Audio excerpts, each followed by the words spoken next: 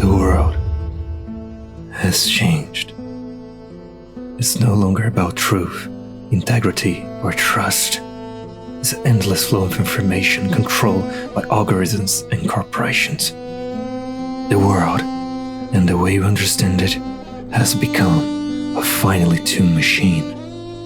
The world has changed. Data-track users consume data-track content shaped by data-tracked preferences. Artificial intelligence monitors our thoughts, influences our desires, controls our choices. Information control, narrative control, emotional control. Every facet of our lives is logged, analyzed, and kept under watch. The world has changed. The age of information has become the age of control, all in the name of engagement, profit, and control. All those who shaped the narrative shaped the future. The world has changed. When the flow of information is under total control, the truth becomes product, deception becomes routine. Behaved unethically with callous disregard for the children.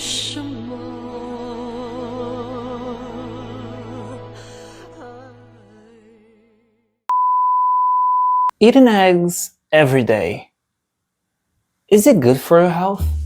In 2021, a study published in JAMA found that each 300 milligram dose of dire cholesterol was associated with an increased risk for cardiovascular disease and mortality by 70 and 18% respectively. But in 2024, the American College of Cardiology also released a press release in March stating that eggs may not be bad for your health after all. Which one would you trust? Would you stop eating eggs because of this research? Or would you keep doing your own research until you find an answer, or at least a plethora of answers that might be enough for you to make a decision that in the end, you will never truly know if it is true? What is true nowadays? How easily we are being deceived? And how do we even know when we are being deceived? That one question I can answer. Up until now, this entire video was AI generated. And you didn't even notice. That's what it feels like to play Metal Gear Solid 2. A vast simulation, carefully crafted to deceive us, or perhaps to alert us, to tell us something, to inspire us, to wake up our sense of self. It makes us question reality, our reality, my reality, who I truly am or who I truly wanted to be. This game has so many layers, but here I'm especially going to talk about my recent experience revisiting it. Nearly 15 years after I first played it as a teenager who didn't really care about the story, politics, or philosophy. Now it's a strange, self-reflective experience, filled with questions that I kept coming back to in my life today. Who am I? What am I striving to become? And what does it even mean to exist in a world so overloaded with information, where spam emails fill our inboxes, phone scams try to trick us, and our sense of truth is constantly challenged? Okay, maybe I'm starting to ramble, but let's take a step back and talk about Metal Gear Solid 2 itself. A game that for me remains one of the most profound experiences I ever had.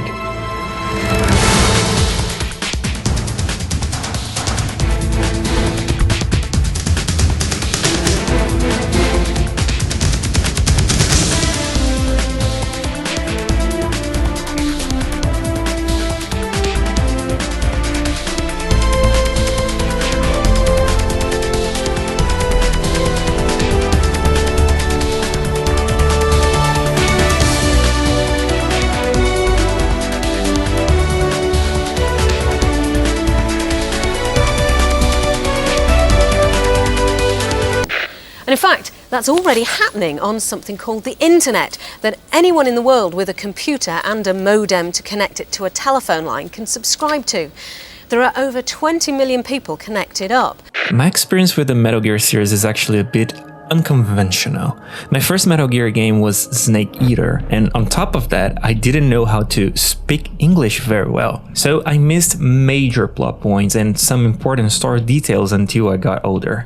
But back then, I just loved to play the game over and over, watching all the cutscenes despite not understanding about 75% of it. A few months later, my uncle came to visit. He always bring new PS2 games he had played and enjoyed, lending them to me so we could discuss them later. That was his way of bonding with me back then. One of those games was Metal Gear Solid 2, and my god, let me tell you, playing that game was so weirdly confusing. Snake Eater had a story you could at least follow on the surface, even if you didn't fully understand it. But Metal Gear Solid 2, for someone who barely spoke English, it was on a whole different level of confusion. The Patriots. The Lale Lule Lo. How's that possible? So my first playthrough was a mixed bag. I love getting to play as Snake at the start. And by the way, because I didn't know much about Metal Gear, I thought this Snake was the same as the Snake in Snake Eater, which, thinking back on it now, it's hilarious. I love the Snake section, it was really fun. The gameplay differences felt a bit strange, though especially the camera. In Snake Eater you have so much more freedom, while here it was closer to Metal Gear Solid 1. But overall, the gameplay satisfied me enough. The story on the other hand was so boring to me at the time because I just wasn't understanding anything. The twists, the plot, all of it was so confusing. I hated writing, and even I fell for the fake game over screen and restarted my console. That was a disaster. Right. Turn the game console off right now. What did you say? But over the years, I learned more about the Metal Gear game series. I got into YouTube and started watching reviews and video essays, reading forums about how deep and complex the game lore really was, and of course, I learned English.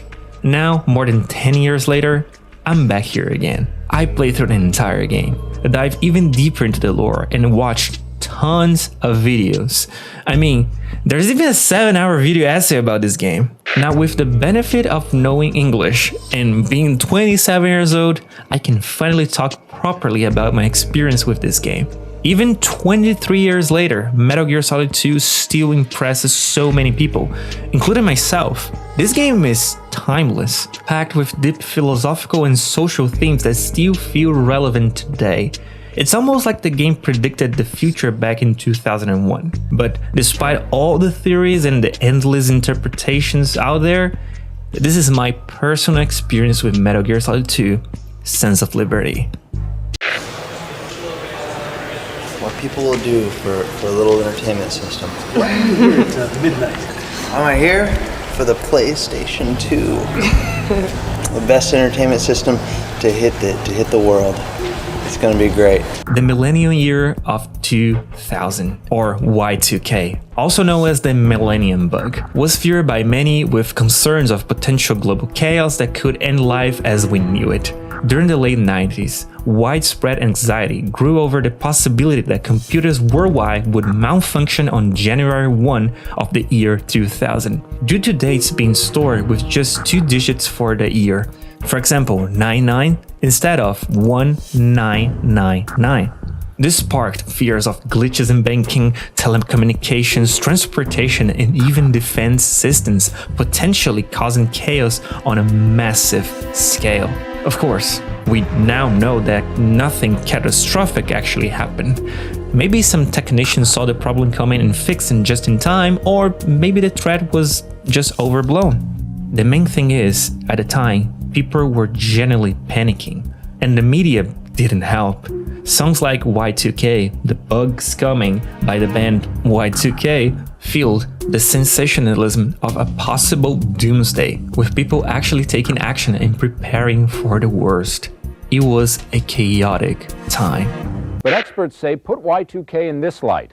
Take a thermostat. If it fails for some reason January 1st, generally, homeowners insurance would not cover that. But if the furnace then fails and the pipes burst, the resulting damage would most likely be covered. But the most important takeaway from the Y2K event was the power of information, the way the media can control a narrative, whether it's inciting fear or by calming the public. This ability to shape the narrative, to influence what people believe to be true, shows just how powerful media can be. If you were born before the year 2000, you've witnessed a huge and rapid technological transformation. Computers improve every year, and communication technology advanced dramatically, from around 50% of Americans using the internet to now more than 9%. Today, there are over 8 billion cell phones, more phones than people in the entire world. Technology has become not just a part of our lives, but almost like an extension of our bodies. As the internet became more accessible, people started shifting their business to the digital realm. Amazon is a prime, pun intended, example of a company that thrived by embracing digital. But it wasn't just companies. This era also saw the birth of social media. The explosive growth of technology and internet access empowered people to start business, shop from home, and connect in ways that were once unimaginable. Suddenly, people had platforms to share their thoughts and feelings openly. What's now a given was revolutionary then, with MySpace paving the way, followed by Facebook, YouTube, Twitter, and so on. The power to access information with a click or voice command seemed like a utopia. Anyone could easily find information, content, and even work from home on their screens. But this convenience came with its own set of downsides. Not all information is true. A quick search now wields an overwhelming variety of results. Some fake, some AI generated, and some accurate but buried deep due to algorithms. The truth we seek is often subjective, yet it can be shaped without us even realizing it.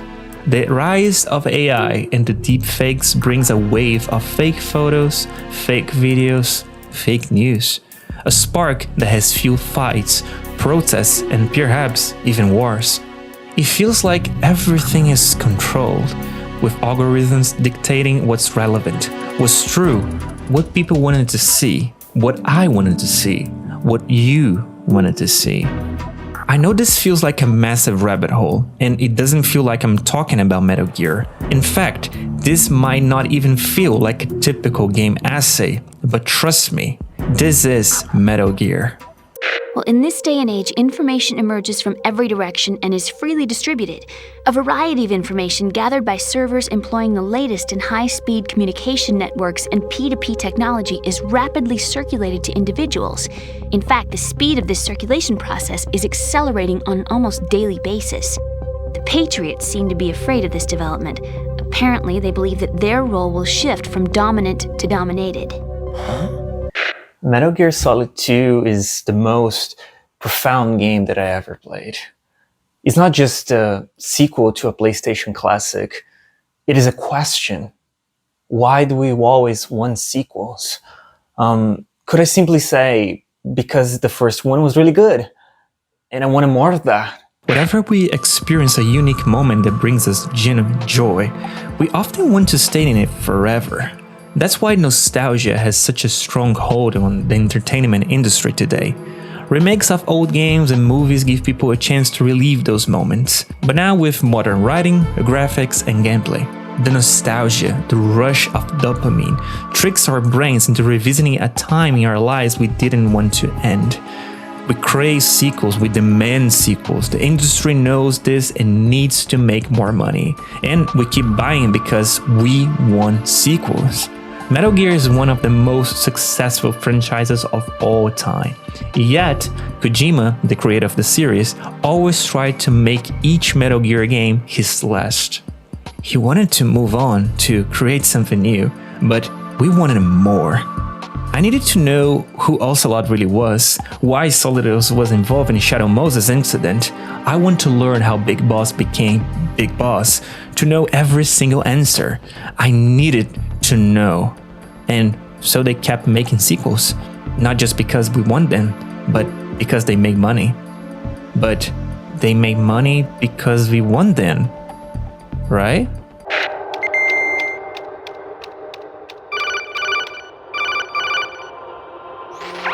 Variety level 13. Rescue Meryl, the return of Ginola.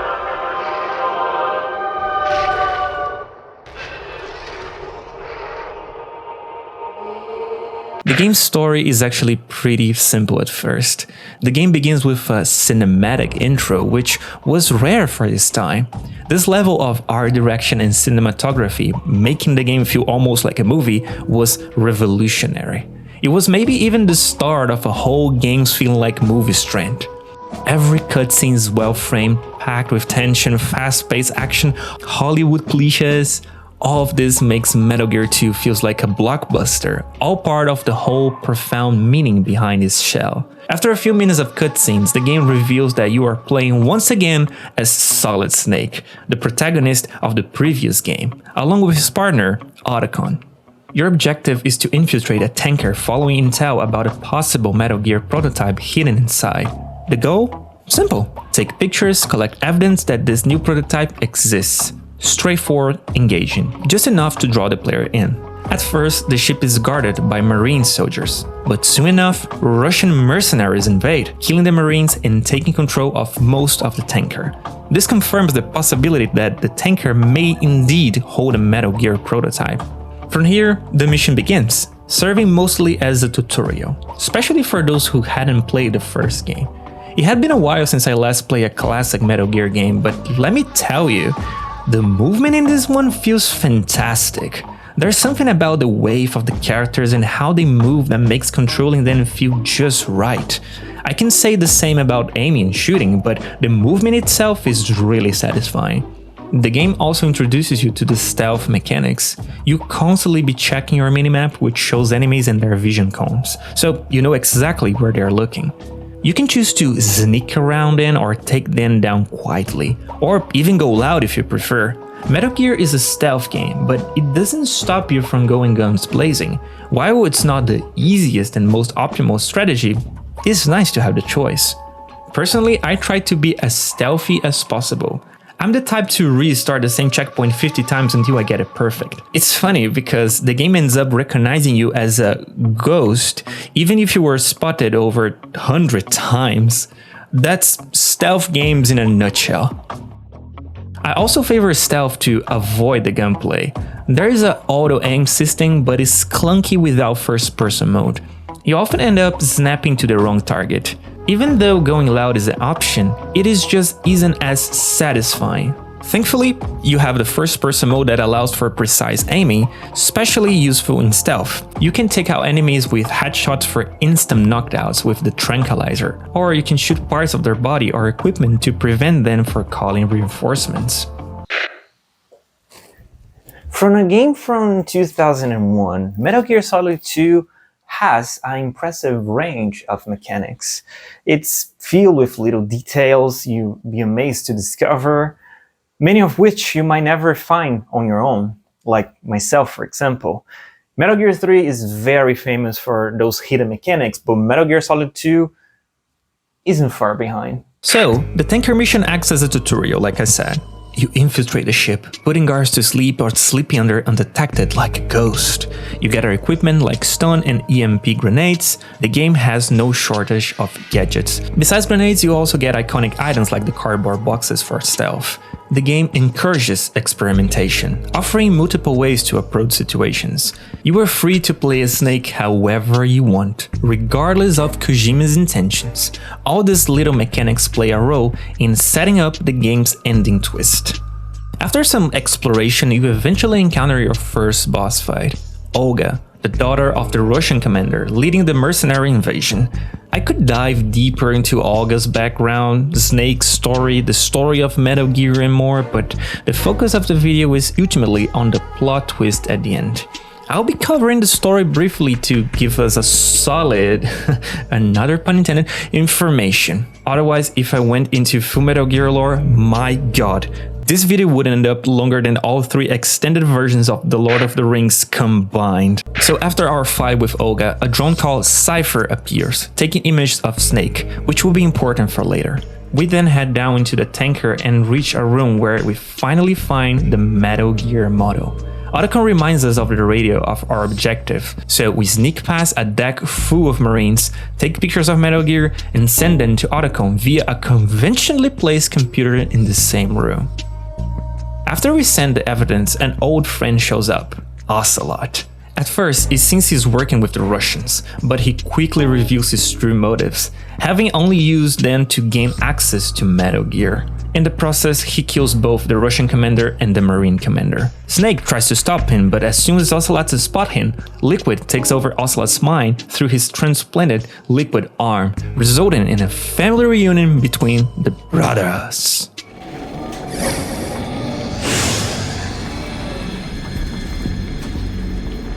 It's been a while, brother. Who are you? You know who I am. Liquid? Not so young anymore, eh, Snake? Ocelot, under Liquid's control, triggers the syntax planted throughout the tanker, sinking it as he escapes with the Metal Gear model, disappearing beneath the sea, thus ending the first chapter in the game. So, who is David Hayter? Accomplished actor, screenwriter, voice of a generation. Well, Citizen of the world. Business of war. Business of war. The game then advances 2 years into the future. Now, we are infiltrating a new facility called the Big Shell, which has been seized and is being held hostage by a terrorist group known as Dead Cell. Our mission is to infiltrate the facility and rescue the President of the United States, while another team, Team Bravo, is assigned to disarm the C4 planted throughout the complex and rescue the remaining hostages. But here's the twist. We are not playing as Snake this time. At least, not the Snake we know. This is one of the most controversial moments in gaming at the time, and that's exactly what Kojima intended. It all began with the marketing campaign, where the trailers heavily feature Snake as the protagonist, implying a direct sequel to Metal Gear Solid 1. The marketing materials and trailers tease many new features and story elements that weren't actually in the final game. There were scenes of Snake wielding his FAMAS, Metal Gear Ray attacking the tanker, and even moments where Snake appeared as a villain, battling Fortune and a vamp. The entire campaign was filled with misdirection, making the reveal of Raiden as the protagonist a shocking twist for players. But why did Kojima want to do this? Today we typically hate fake marketing, biased reviews and companies paying big review sites or channels for favorable coverage, like in the Drivergate scandal where Driver 3 received glowing reviews for critics despite its issues. Kojima's approach, however, was a deliberate choice to challenge player expectations and explore themes of misinformation, manipulation, and the impact of sequels. Playing as Raiden feels a bit strange. He's almost the opposite of Snake in many ways. But the most striking difference is his appearance. Raiden has a more feminine look and is less experienced. Throughout the game, many characters question whether he can handle the mission, and Raiden constantly reassures them that he completed extensive VR training, which is virtual reality missions designed to simulate combat scenarios. At one point, even Snake questioned the effectiveness of Raiden's training, pointing out that VR lacks the genuine risk and the pain of war. This draws a parallel of war-themed entertainment in the 2000s, where games attempted to simulate combat yet could never fully replicate the reality of war. The pain, the loss, and the stakes are much deeper than a simulation could convey. Raiden having only VR experience is practically a rookie on his first real mission, which turns out to be a significant element in the game's twist. Raiden is basically us, the player. For the most part, Metal Gear Solid 2 plays like a typical stealth action game.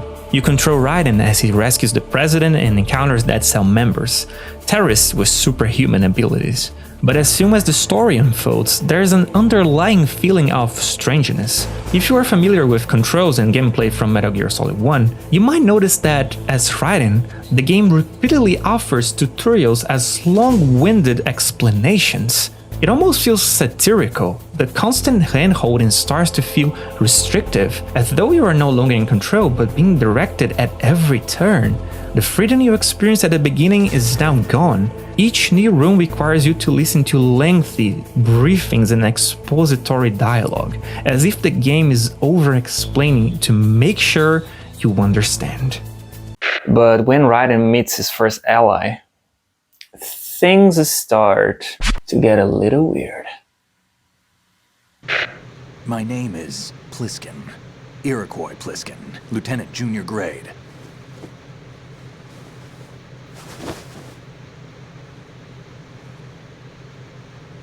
We know this character isn't really Plinsky, it's Snake, a fact that the game deliberately leaves obvious for the players. But Raiden doesn't recognize him, which creates an unusual twist. Typically plot twists are concealed from us, the player, but here, the game lets us in on the deception while Raiden remains unaware. This strange choice is actually a clue, a subtle hint towards the game's broader message. Just like in the first game, Colonel Roy Campbell guides Raiden through his mission via radio calls, basically being the same role he once held with Snake in Metal Gear Solid 1. This time, however, Raiden also receives support from Rose, his girlfriend. Raiden isn't keen on Rose's involvement, but she convinces him to accept her in his mission. Throughout the game, both Colonel and Rose provide Raiden with instructions and new objectives, but there's an unsettling strangeness in their communications. If you pay really close attention, you will notice that the Colonel's tone sometimes shifts, sounding almost robotic. His words delivered with a cold, lifeless precision. It's an eerie contrast to Raiden, whose responses are confident and lively, creating an odd dynamic in their exchanges. When Raiden meets Plinsky, he shares his radio frequency, allowing Raiden to stay in touch with him directly. Soon after, it becomes clear that the Colonel might not be entirely forthcoming. Despite the flood of radio calls and overly detailed instructions, Raiden starts learning from other characters like Snake or Plinsky, Steelman, Otacon, and even the President that his mission briefing is far from accurate. Raiden's told that his objective is to rescue the President and that the facility is rigged with C4, which could release toxic materials into the ocean, causing an environmental catastrophe in New York's harbor if detonated. He's also informed that the terrorists are demanding $30 million for the president's release. But as the story progresses, these details unravel. The Dead Cell members have a completely different agenda, and when part of the facility explodes, there is no major toxic leak. Realizing that much of what has been told is false, Raiden begins to question the very orders he's following, as well as the motives of those guiding him. As Raiden begins to question his mission, the story unfolds rapidly. The final moments in the Big Shell facility are filled with twists. The president betraying his country to work with the terrorists, Ocelot's shifting alliances as he simply helps Solidus fight the Patriots, only to later reveal he's actually working for the Patriots himself. For those of you watching who haven't played Metal Gear game, these names might not mean much, but there's one group crucial to understanding the purpose of this video. The Patriots. In the final stages of the game, Raiden learns that the Dead Cell's true objective is to use a purified hydrogen bomb stored within Arsenal Gear, a facility hidden beneath the Big Shell. Solidus, which is the main villain of the game, plans to attack the Patriots to weaken them. To access Arsenal Gear, Snake, now revealed as himself rather than the ally Plinsky, reveals a plan that initially seems like a betrayal. However, it turns out that Snake and Olga, the first boss we thought on the tanker, are actually allies working together. Olga is forced to help because her son, captured by the Patriots, is held as collateral. His life is linked to Raiden's heartbeat, so if Raiden dies, fails his mission, her son dies too. I know it's complicated. It's Metal Gear after all. Explaining everything would take a long time, but that's not necessary, to be honest. For now, let's focus on just one critical element for this video essay. The Patriots. Are you ready for best pizza of life? Bring friends down to Pepperoni Hug Spot. Our chefs make pizza with heart and special touch. Cheese, pepperoni, vegetable, and more secret things. After waking up completely naked inside Arsenal gear, Raiden encounters Solidus and Ocelot once again. This section is especially interesting because throughout the story, Raiden has appeared almost naive, always unsure of his mission and fully trusting the Colonel's guidance, even to the point where he believes the misinformation given to him. Often the player knows things Raiden doesn't, yet we find out that we too are being deceived. In this conversation with Solidus, Raiden learns something critical about his own past. He does have real combat experience, not just in VR training. He was actually a child soldier, raised and trained to be a ruthless war machine, earning the nickname of Jack the Ripper for his brutal reputation. After escaping the interrogation room, Raiden has a revealing call with Rose, where he finally shared the truth about his past, a truth he claimed not to remember throughout the entire game. Raiden had been hiding these memories, not only from Rose, but also us, the players. At this point, I felt a growing connection to Raiden. He represents the player, disoriented, trying to piece together the truth of the story, but discovering that he was also concealing things from us all along shatters that connection. Everything about the game feels like a facade, from the misleading trailers at E3, to Snake's secret codename, to our superiors withholding the true mission, and now even our protagonist lying to us. So, who can we trust? And should we believe in anyone at all? That sci-fi concept, fast becoming a troubling reality. As an example, here's one of countless chatbot apps providing AI friends. It's called Cupid AI, with a K for Cupid. It offers several avatars with distinct physical features and a list of personality traits for you to start interacting with.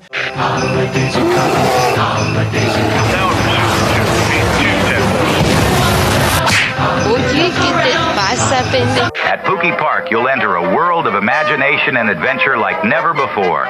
And oh, what a magical place it is. Meet our friendly puppet pals. Our colossal howdy-doody type puppets roam freely and are here to make your visit unforgettable. You can play with them, have a chat, and they'll even sit with you while you enjoy a tasty treat. But beware, when the park siren sounds, it's time to run for your lives.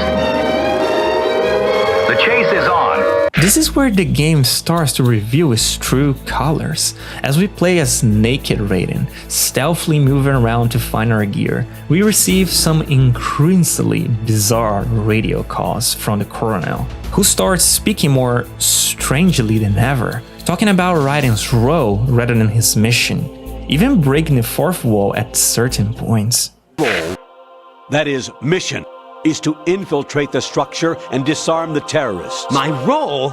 Why do you keep saying that? Why not? This is a type of role-playing game. The point is that you play out your part, and I expect you to turn in a perfect performance. Colonel, I just remembered something. What? That I've never met you in person.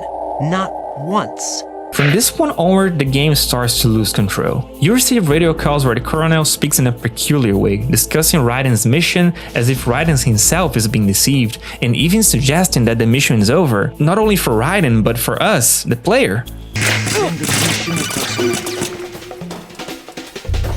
Raiden, turn the game console off right now. What did you say? The mission is a failure. Cut the power right now. What's wrong with you? Don't worry, it's a game. It's a game just like usual. Then, Rosie begins calling Raiden, telling him he's ruining his eyes by sitting too close to the TV. It feels like both Raiden and the player are being directly addressed. The Colonel's voice grows more robotic, his face distorts, sometimes showing his skull, and even the framing of the codec screens keeps shifting. It's like a scene from a creepypasta. The game feels as though it's glitching on purpose. Back when I was a teenager, this actually freaked me out. I even stopped playing and restarted my console when the Colonel suggested fake missions, fake radio calls, fake Colonel, even a fake game over screen. You've been watching videos all day. Get out of this video now. Stop wasting your time with random people on the internet. Finally, we reach a moment that we all be waiting for. The reason behind this video essay, basically. So much happens in the final sections of the game. But there's one pivotal moment. The radio call between Raiden and the colonel changes everything. Raiden, are you receiving? We're still here. How's that possible? The AI was destroyed. Only GW. Who are you? To begin with, we're not what you'd call human. Over the past 200 years, a kind of consciousness formed layer by layer in the crucible of the White House. It's not unlike the way life started in the oceans 4 billion years ago. The White House was our primordial soup, a base of evolution.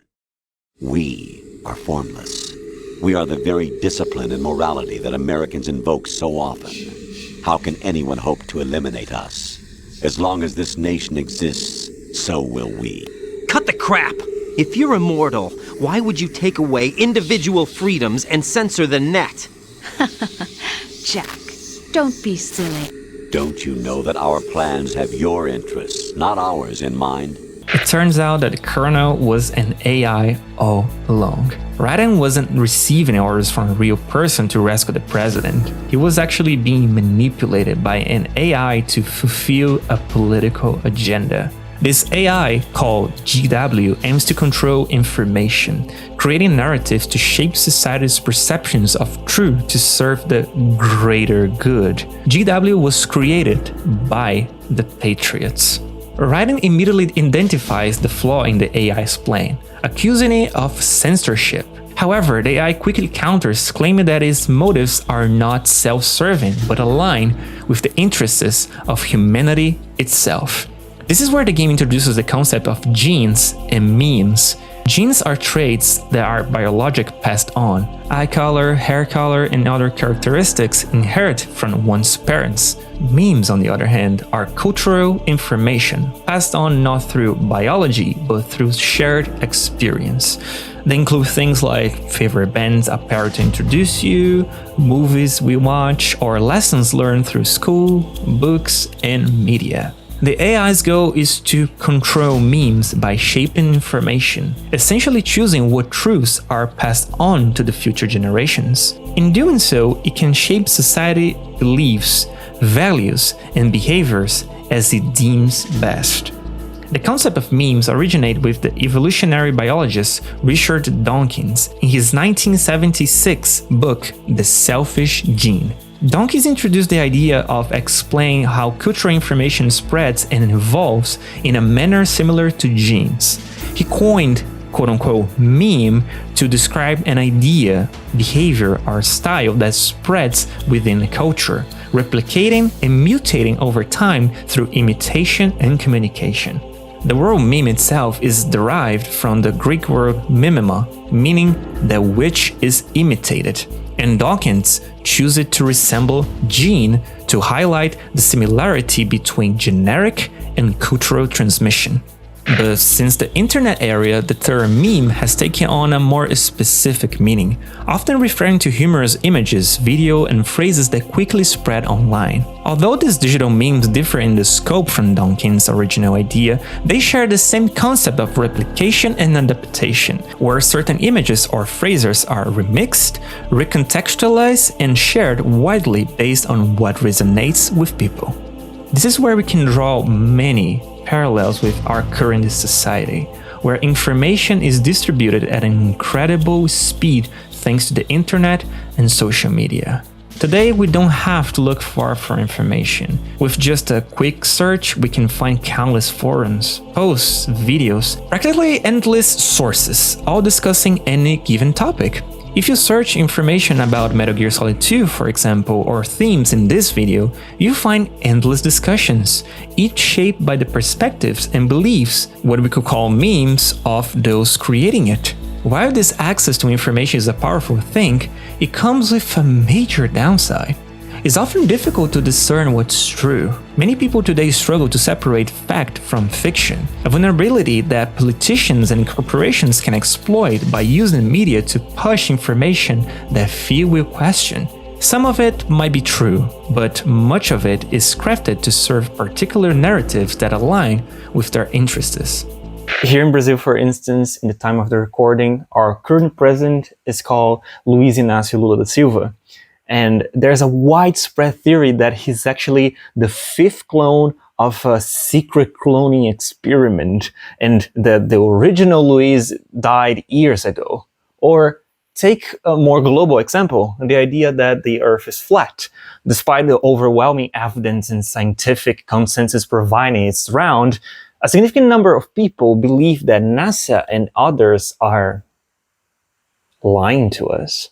We are constantly bombarded by advertisements on every corner and every screen, from the best shoes for your feet to top-rated bags. Especially online, where simply mentioning your interest in new graphics card can cause your ads, emails, and browsing experience to fill with tech product recommendations. We can even start to question, why do we like certain types of content?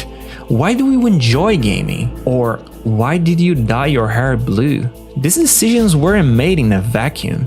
They are shaped by the environment, culture, and information we absorb since birth. Our identities and preferences have been built on generations of ideas, stories, and influences. Essentially, we are products of the memes that have been passed on down to us. The mapping of the human genome was completed early this century. As a result, the evolutionary log of the human race lay open to us. We started with genetic engineering, and in the end, we succeeded in digitizing life itself. But there are things not covered by genetic information. What do you mean? Human memories, ideas, culture, history. Genes don't contain any record of human history. Is it something that should not be passed on? Should that information be left at the mercy of nature? We've always kept records of our lives, through words, pictures, symbols, from tablets to books. But not all the information was inherited by later generations. A small percentage of the whole was selected and processed, then passed on. Not unlike genes, really. That's what history is, Jack. This brings us to another critical topic discussed between writing and the AI, the concept of free will, or whether it truly exists. Do you believe you have complete freedom to decide who you are or what you want to do? Let's take an example. Imagine you want to stop animal cruelty, so you decide to become vegan. Was this decision based on extensive research, gathering global data, analyzing studies, and forming an independent conclusion? Or did you hear about it from someone else or a small group of people whose influence shaped your choice? While it feels like free will, how much of it is genuinely your own decision versus the cumulative effect of memes, the cultural and informational influences you've absorbed since birth? This idea ties deeply into the spread of misinformation and fake news. People often choose to believe what influential figures say, not because they critically analyze the information, but because of the person is delivering it. For instance, if a celebrity endorses a product, how many will buy it simply because of the face behind the ad? In politics, we increasingly vote not based on policies, but on punchlines, sensational claims, or fear-mongering. A statement like, vaccines cause autism, can be disproven through countless studies, but the easiest path is to trust a powerful or famous figure. Why would they lie, right? The issue truly escalates when people create echo chambers, spaces where their beliefs are continuously reinforced without challenge.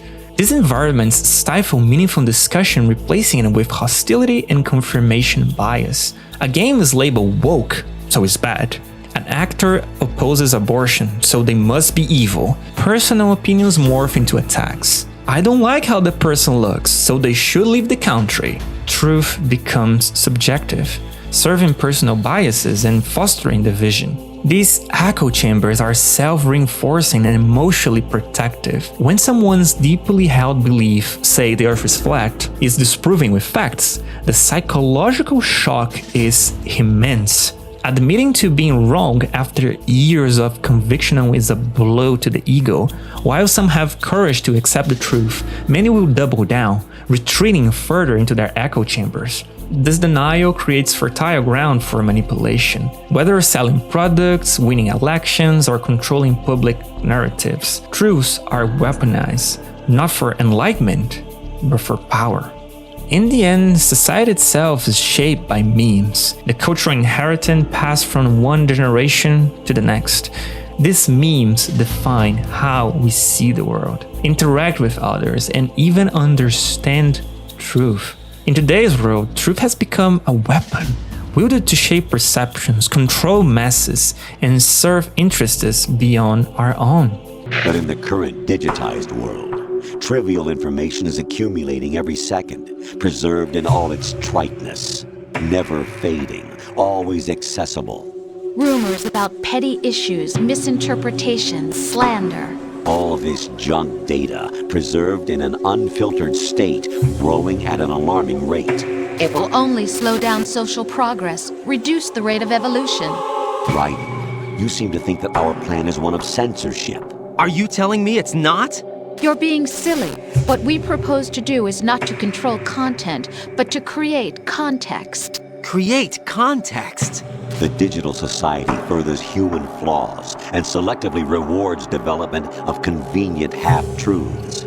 Just look at the strange juxtapositions of morality around you. Billions spent on new weapons in order to humanely murder other humans. Rights of criminals are given more respect than the privacy of their victims. Although there are people suffering in poverty, huge donations are made to protect endangered species. Everyone grows up being told the same thing. Be nice to other people. But beat out the competition. You're special. Believe in yourself and you will succeed. But it's obvious from the start that only a few can succeed. You exercise your right to freedom, and this is the result. All rhetoric to avoid conflict and protect each other from hurt. The untested truths, spun by different interests, continue to churn and accumulate in the sandbox of political correctness and value systems. Everyone withdraws into their own small gated community, afraid of a larger forum. They stay inside their little ponds, leaking whatever truth suits them into the growing cesspool of society at large. The different cardinal truths neither clash nor mesh. No one is invalidated, but nobody is right. Not even natural selection can take place here. The world is being engulfed in truth. And this is the way the world ends. Not with a bang, but a whimper. There is a lot of dialogue between Raiden and the AI, but the twist lies in the revelation of Raiden's mission. From the very beginning, Raiden was manipulated. His mission, his goals, and even his purpose were fabricated. If you play the first game and pay close attention, it becomes clear that Raiden was essentially part of a massive simulation model after the Shadow Moses incident, the key setting from the Metal Gear Solid 1 game. There are numerous parallels, characters dying from heart attacks, the presence of a Metal Gear, and even the appearance of a cyborg ninja. It's all an elaborate facade designed to deceive Raiden and manipulate events to position everyone exactly where the AI needed them to be. The simulation is a part of what's called the S3 plan, which stands for Selection for Society's Sanity. This Reddit comment explained the S3 plan and its significance in a greater detail. The idea is that the patrons want to know how to create context and culture through memes. They reckon that they can take such an insane event as Shadow Moses, recreate the context that led to that event, place a wildcard like Solid Snake inside that recreation, knowing that he would deliberately sabotage their plans, and in the end still successfully recreate the context that they can apply to the rest of the world and start creating context for the entire human race to protect them from the chaotic context humans would create for themselves. Just as in genetics, unnecessary information and memory must be filtered out to stimulate the evolution of the species. And you think you're qualified to decide what's necessary and not? Absolutely. Who else could wade through the sea of garbage you people produce, retrieve valuable truths, and even interpret their meaning for later generations? That's what it means to create context. I'll decide for myself what to believe and what to pass on. But is that even your own idea? Or something Snake told you? This is why I love this game so much. It doesn't just tell a story within the game, but also extends its themes into the real world. effectively turning into a social experiment. From the intentionally misleading trailers before release to the in-game barrage of information designed to shape the narratives as Kojima intended, Metal Gear Solid 2 constantly challenges players to question what they perceived as truth. Misinformation has always been a powerful and frightening tool, but in the age of technology, it becomes even more dangerous, giving unprecedented power to individuals who can misuse it. In this context, the game feels prophetic, illustrating how a single human can potentially destabilize the whole world, especially when truth becomes subjective. I know this game, and by extension this video, dives into some heavy and serious themes that might leave you feeling a bit anxious, but let's try to end up on a positive note, just like the game does. After all the mind-blowing twists and revelations, and after defeating the final boss, Solidus, Metal Gear Solid 2 leaves us with a surprisingly wholesome ending. Who am I really? No one quite knows who or what they are. The memories you have and the role you were assigned are burdens you had to carry. It doesn't matter if they were real or not. That's never the point.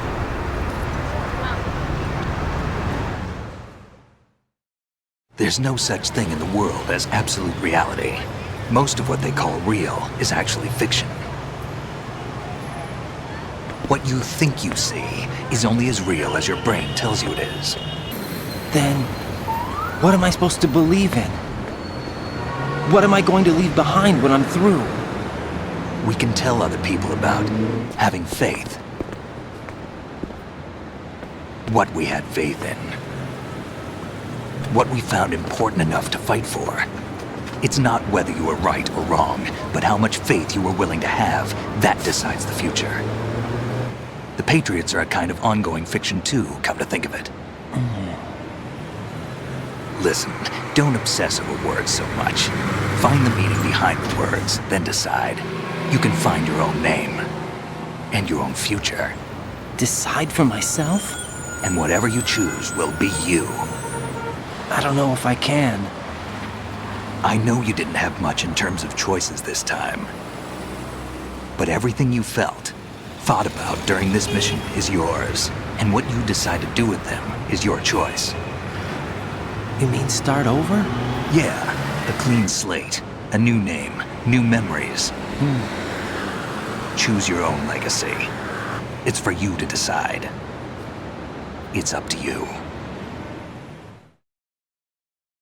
Do you remember the research about eggs that started this whole rabbit hole? Well, there's a Brazilian philosopher called Clóvis de Barros Filho who shared an interesting story during an interview. He talked about his love for eating eggs, but explained how he repeatedly changed his habits based on new studies. First, he stopped eating eggs after hearing they were bad for his health. Later, he resumed eating them when other studies claimed eggs were beneficial, only to quit again when another study contradicted that claim.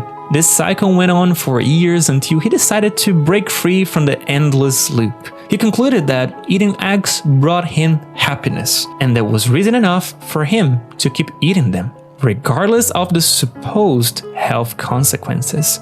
Sometimes, overthinking can make the world feel dull, stripping away the brightness we used to see. There's a quote by Henry James: "The more you know, the more unhappy you are." The world can be a dark place and often feels like it's getting harsher, but one thing remains true. While you are here, don't be afraid to be yourself, as scary as it is. I said that for myself as well. Pass on your memes, make music, art, or changes in yourself and your family. Protest, dance, scream, try to help someone, even in the small ways, because those positive memes can make a whole lot of difference. I know I can change the whole world, but I can plant small seeds with my videos, ideas, and insecurities. Maybe those seeds will grow into carrots, melons, or even a strong, beautiful tree. Life can be ruthless, but always remember to take care of yourself and those you love. And always remember to stay awesome, stay safe, and don't forget. This entire video was AI generated. Hey, Jules again. Thank you so much for watching the entire video. It means a lot to me, and also, sorry for the delay. Yeah, this video took a bit longer than usual. Usually takes a month or less than that. Maybe when I do like smaller videos, usually it takes me like 2 weeks to make. But this one, I put a lot of effort to it because I want to do something different. And yeah, that's how it turned out actually. So let me know what you think, because this video I struggle a lot in many areas to make. I don't know if it makes sense. I don't know if it's too much, too overwhelming, too confusing. Just let me know. I really want some honest feedback because I really want to get this done. Like, I really want to get better at this, like really better.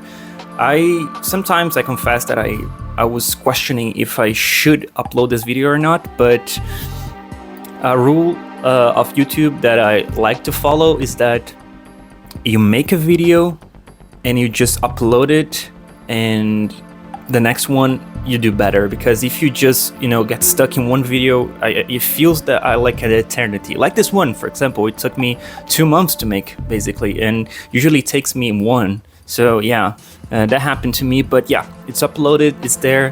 Hope you enjoy from the bottom of my heart. And yeah, this is my Christmas gift. This is the last video of the year. So see you guys next year. Next year, I will try to make something, I have a lot of ideas actually. So I hope you guys stay with me for the next year, and really hope you guys enjoy the next videos that I have stored for you. And one other thing, I have a Patreon now. Yes, actually, I do have a Patreon, which I don't know how to present that. I think a few people suggested that, and I didn't want to create one because I didn't know what to give you back to you guys. So yeah, that's the Patreon. The link is in the description. You can go there. You can support me if you want. And one other thing, on Patreon, I will upload behind the scenes content, maybe playthroughs of the game, maybe a mini podcast, or anything that you guys want. Just let me know there or here on YouTube comments, what should I upload on my Patreon. Everything that I will upload there will be 100% free. I will not paywall anything. Everything will be free. So if you want to support me, just do it if you want, in the bottom of your heart. Just for you to be there as a member, free member, you can access 100% of my content. And of course, like you're seeing right now, probably here or maybe there's the name of our first Patreon person. Yeah, thank you so much for supporting me. Yeah, that's lovely. That's actually really cool. I never thought I would put a name of like someone's name here, or maybe here, or maybe in front of me, like here. Yeah, fuck me, I'm gonna edit this, right? Okay, that's fine. Anyway, guys, thank you so much for being here, and thank you so much for another amazing year. You guys are amazing. So yeah, see you next year, okay? Don't go away. See you next year. Don't run. Bye, guys.